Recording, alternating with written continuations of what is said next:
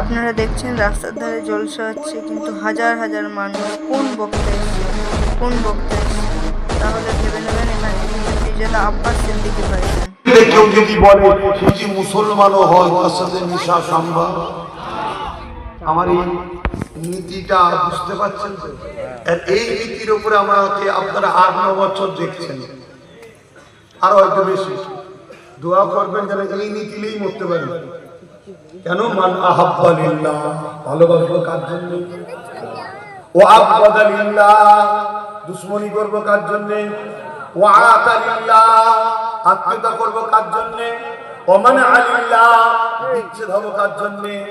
তাহলে আমি যদি কারো দুশমনি করি, কোনো শাসক দলের বিরোধী করি, তার দল ছেড়ে দিই, এতদিন করছিলাম ছেড়ে দিলাম, কেন ছাড়লাম? মসজিদ বিরোধী করেছে তাই, আল্লাহর জন্য ছাড়লাম। কাউকে ভালোবাসছি, নওশাদকে, কেন? ও অকাব আন্দোলন করেছে এবং আল্লাহর সৃষ্টিকে বাঁচানোর চেষ্টা করছে। হিন্দু হোক, মুসলমান হোক, যাই হোক, সবার জন্য লড়ে, আল্লাহর সৃষ্টির জন্য লড়ছে, তাই ওকে ভালোবাসে। এটাই তো উদ্দেশ্য থাকবে। কথা কিছু মাথায় ঢুকলো তো যাক, এখন আমি দোয়া করবো। একটা মাদ্রাসা আছে নবীর ঘর।